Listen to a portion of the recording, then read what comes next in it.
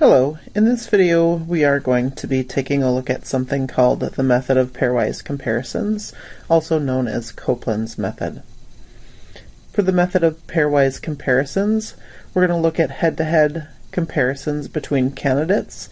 That's going to assign 1 point to the winner of each comparison, none to the loser, and 1/2 of a point to each candidate if there happens to be a tie between the two candidates.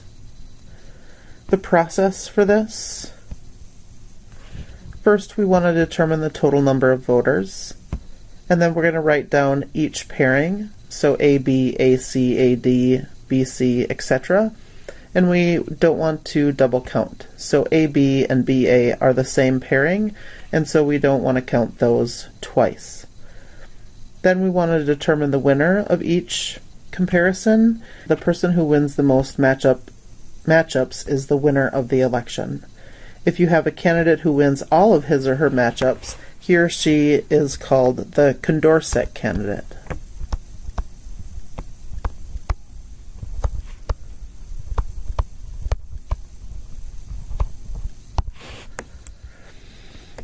So the very first example that we're going to go over is the MAS election again.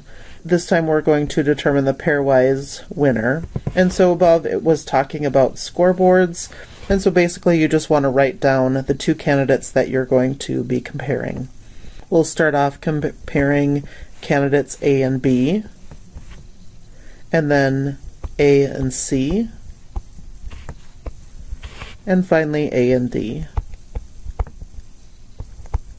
So now that we have A paired up with each of the other candidates, now we'll move on to B. We already have B paired up with A, so pair B up with C, and B up with D. And the only other pairing that we need is candidates C and D together. And so that's all of them. So there are a total of 6 pairings that we need to do. And we've already totaled up the number of voters there were, and that's 37. So if you take 14 plus 10 plus 8 plus 4 plus 1, you'll get 37.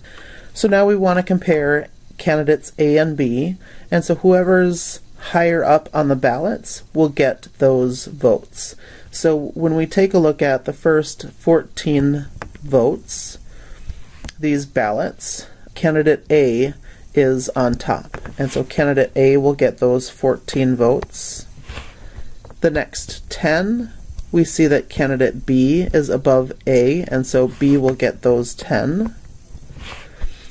On the next 8 ballots, B is on top again, and so B gets those 8.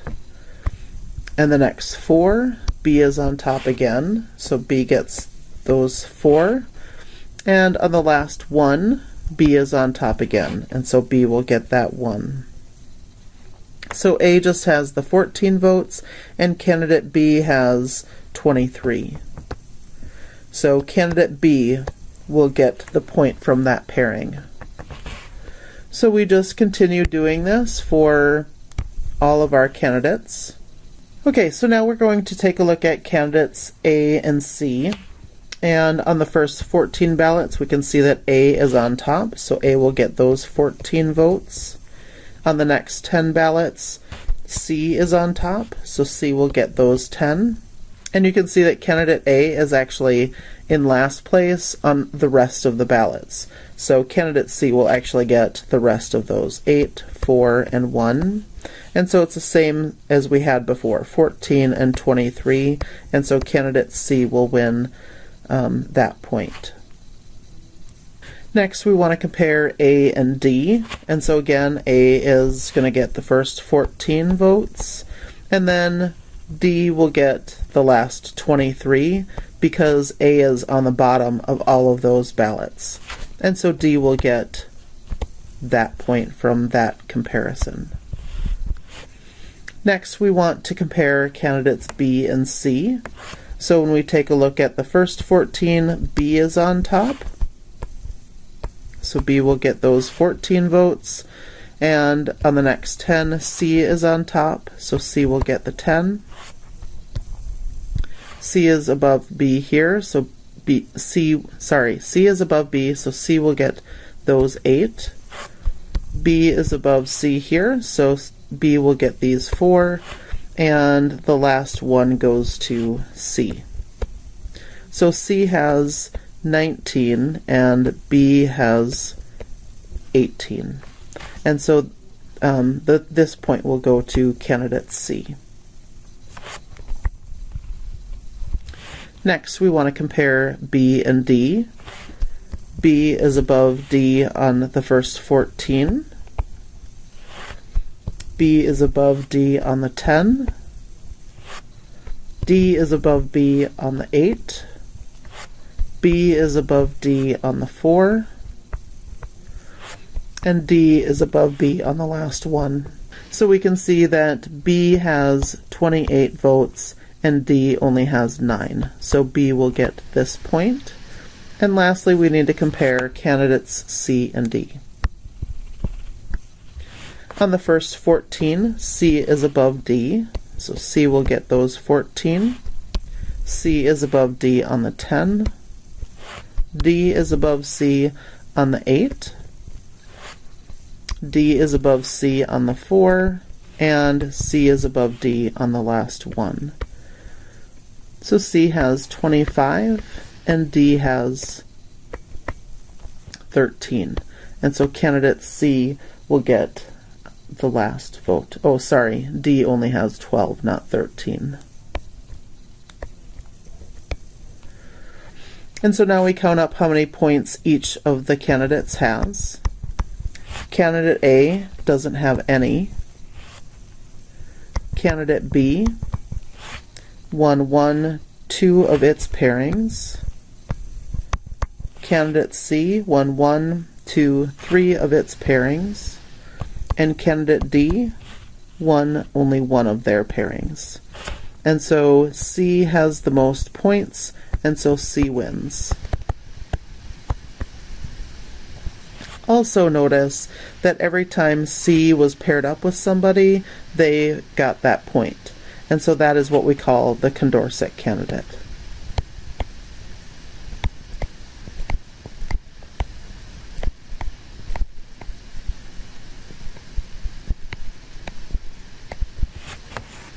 So here is another example, and so this is the NFL draft, and voting on the NFL draft may work differently, I don't know, but this is just an example. And so we have 5 candidates, A, B, C, D, and E, and we need to add up how many voters there were. And so we have 10, 15, 22 voters, and now we need to make up our scoreboards or list all of the pairings. And so first list A with everybody else. So A versus B, A versus C, A versus D, and A versus E. Now pair B up with everybody. B has already been paired up with A, so it will be B versus C,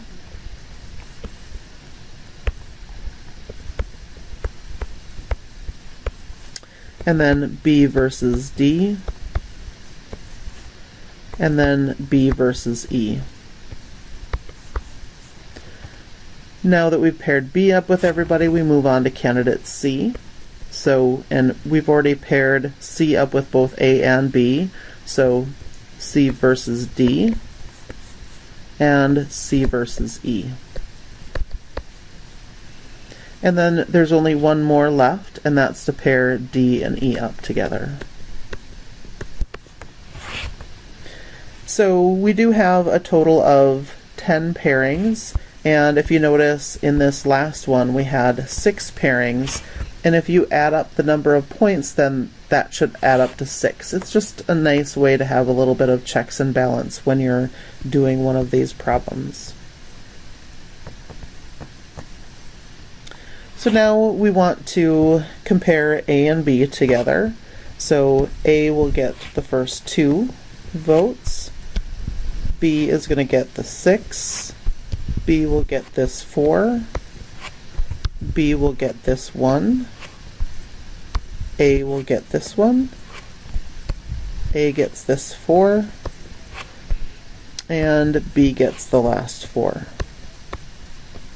So A has a total of 7, and B has a total of 15. And so B is going to get this point. Now move on to A versus C.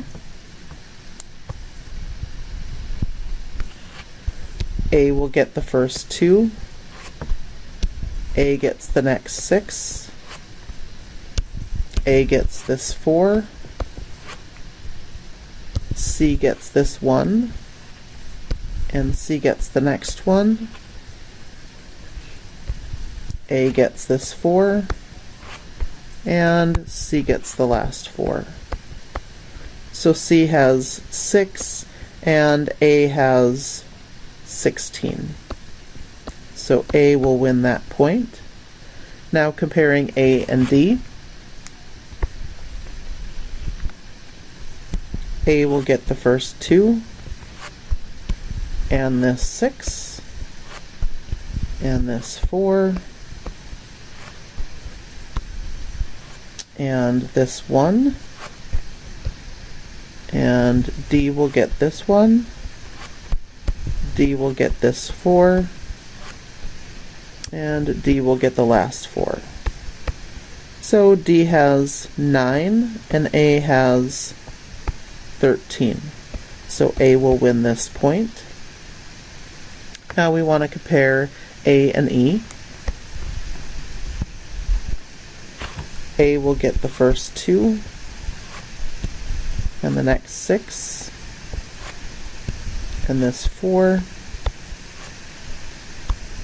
and this 1 and this point, or this vote. And A will get this 4, and E finally gets the last 4. So E has a total of 4, and A has a total of 18. So A will get this point. Now we'll compare B and C. So C will get the first 2, B will get the 6 and the 4. C is going to get both of these, and C gets this 4 and this 4. So B has 10 and C has 12. So C will win this point. Now we want to compare B and D. D will get the first 2.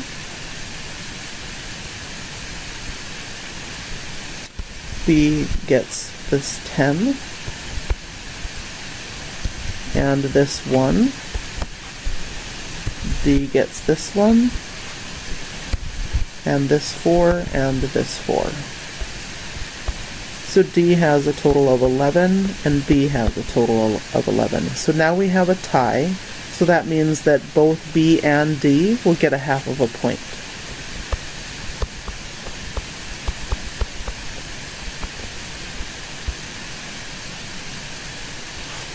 Now we want to compare B and E. B gets this 2. B gets these 10. B gets this 1. B gets this one. E gets this 4 and this 4. So E has a total of 8 and B has a total of 14. So B will win this point. Now we'll compare C and D. D will get the first 2. C will get this 6. D gets the 4. C gets both of these. D gets this 4, and C gets the last 4. So C has a total of 12, and D has a total of 10. So C will win that point. Now we want to compare C and E.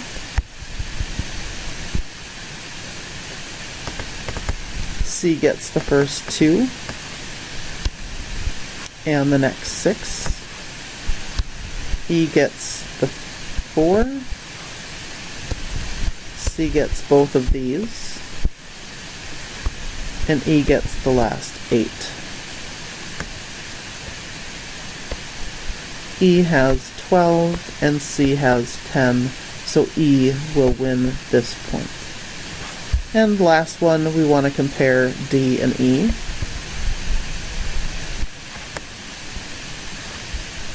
D will get the 2. D gets the 6. And the 4. And this one and this one. So that's 2. And D gets this 4.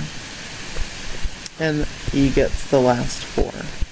So E only has 4 and D has 18. And so D will win that point. So now we tally up who has how many points, or what each candidate has for points. And so A has a total of 1, 2, 3. B has 1, 2.5. C has 1, 2. D has 1.5. And E has 1.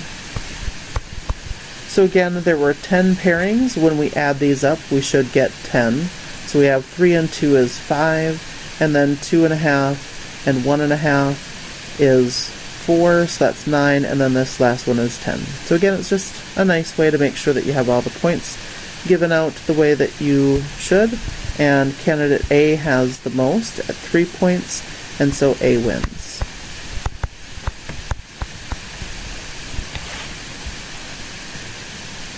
A is not a Condorcet candidate because A only won 3. In order for you to be a Condorcet candidate, you would need to have 4, because you were paired up with all of the other 4 players, or all of the other 4 candidates.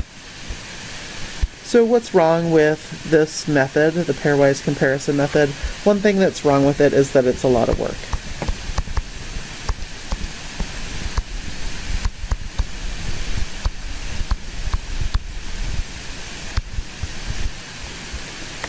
So that is one thing. We will see some other problems that it has as well when we go through our next example here. So here is a new preference schedule. This is for the NFL draft. And you will notice that there is one difference between this preference schedule and the last one that we were looking at. You notice that C is missing from these ballots. And so C has dropped out, and so they've just removed C from all of the ballots. Otherwise, it's exactly the same. So if we look at the first 2 ballots, we have A, D, B, E. And up on this, if we just take C out, it's A, D, B, E. So that's all they've done, is just taken C off of all of the ballots. And so let's recount and see who wins this election. So let's do up our pairings.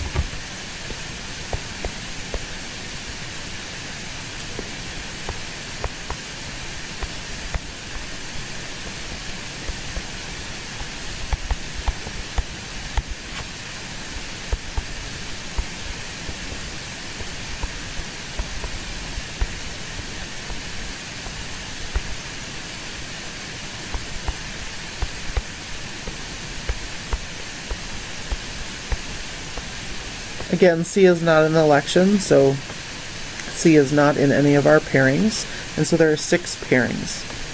So first we're going to compare candidates A and B. So A will get the first 2. B gets all of these, so that's 11. And then candidate A gets the next 5. And candidate B gets the last 4. So candidate A has 7 and candidate B has 15. So candidate B will win that point. Next we want to compare A and D. A will get the first 2 and A gets all of these, that's 11. And then D is going to get these 5. And D also gets the last 4. So D has 9 and A has 13. So A will win at that point. Now we want to look at A versus E. A gets the first 2. And again, A actually is going to get all of those.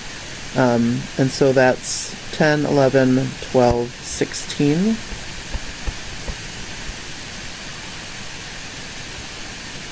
E gets the last 4. So A has 18 and E has 4. So A will win that point. Next we want to compare B and D. D gets the first 2. Oh, sorry, put that in the wrong place. D gets the first 2. And then B gets these 11. And then D gets these 5. And candidate D also gets the last 4. So candidate D has 11 and B also has 11. So they both get a half of a point. Now we want to compare B and E. So B will get the first 2. B gets the next 11. And B also gets this 1. E will get the last 8. So E has 8. And B has 14. So B will win that point. So now we want to compare D and E.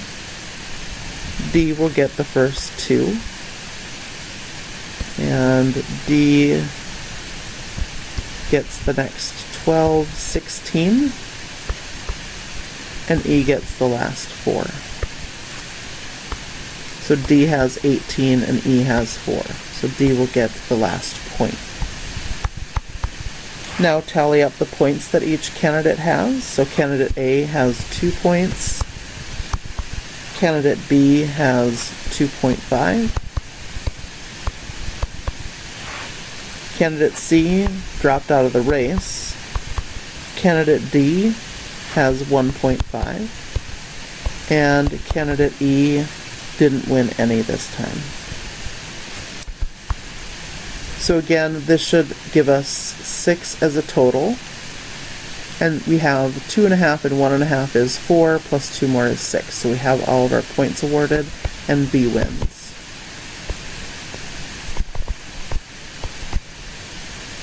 So what we notice is that someone that lost the initial election dropped out of the election because A won the original election. So some non-winner dropped out of the election, and it caused the person who had initially won to now lose, right? So candidate C, a non-winning candidate, dropped out of the election, causing candidate A to now lose to candidate B. And so this is what we call the independence of irrelevant alternative criterion. And you can just call it the IIA criterion. You don't have to write out the whole thing. So this is a candidate who would otherwise win an election should not lose the election because one of the losing candidates withdraws from the race. That is it for this video. Please let me know if you have any questions, and I hope you're having a wonderful day. Thanks.